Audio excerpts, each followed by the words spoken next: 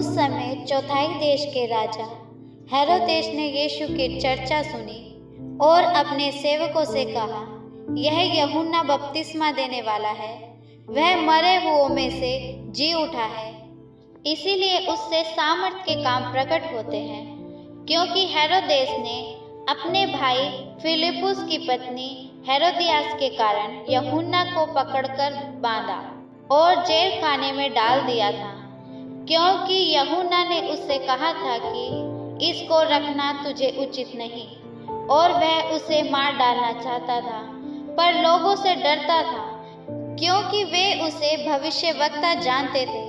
पर जब हेरोदेस का जन्मदिन आया तो हेरोदियास की बेटी ने उत्सव में नाच दिखाकर हेरोदेस को खुश किया, इसलिए उसने शपथ खाकर वचन दिया, जो कुछ तू मांगेगी मैं तुझे दूंगा। वह अपनी माता की उकसाई हुई बोली, यूहन्ना बपतिस्मा देने वाले का सिर थाल में यही मुझे मंगवा दे। राजा दुखित हुआ, पर अपनी शपथ के और साथ बैठने वालों के कारण आज्ञा दी कि दे दिया जाए, और जेल खाने में लोगों को भेजकर यूहन्ना का सिर कटवा दिया। और उसका सिर थाल में लाया गया और लड़की को दिया गया, और वह उसको अपनी माँ के पास ले गई। और उसके चेलों ने आकर और उसकी लोथ को ले जाकर गाड़ दिया और जाकर यीशु को समाचार दिया। जब यीशु ने यह सुना तो नाव पर चढ़कर वहां से किसी सुनसान जगह एकांत में चला गया, और लोग यह सुनकर नगर नगर से पैदल उसके पीछे हो लिए। उसने निकलकर बड़ी भीड़ देखी और उन पर तरस खाया, और उसने उनके बीमारों को चंगा किया। जब सांझ हुई तो उसके चेलों ने उसके पास आकर कहा, यह तो सुनसान जगह है और देर हो रही है, लोगों को विदा किया जाए कि वे बस्तियों में जाकर अपने लिए भोजन मोल ले।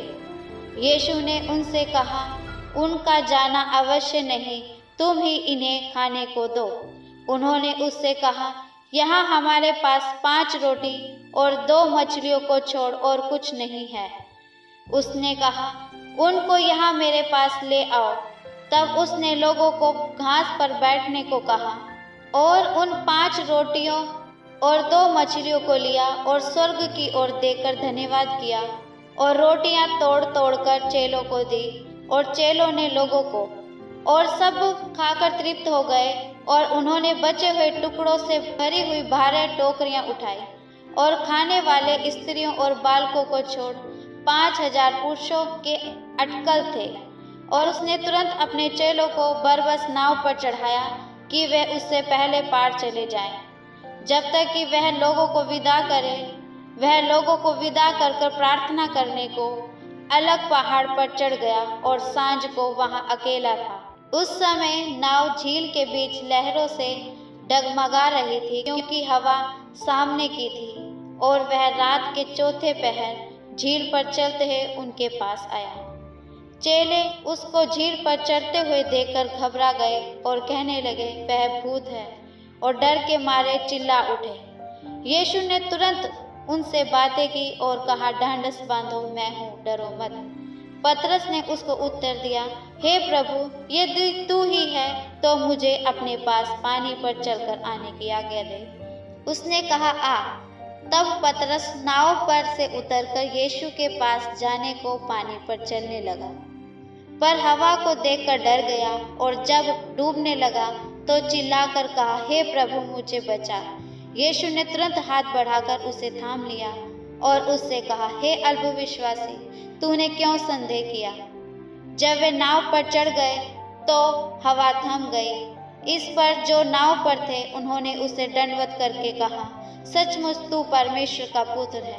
वे पार उतरकर गन्नेसरत देश में पहुंचे, और वहां के लोगों ने उसे पहचान कर आसपास के सारे देश में कहला भेजा, और सब बीमारों को उसके पास लाए, और उससे विनती करने लगे कि वह उन्हें अपने वस्त्र के आंचल ही को छूने दे, और जितनों ने उसे छुआ वे चंगे हो गए।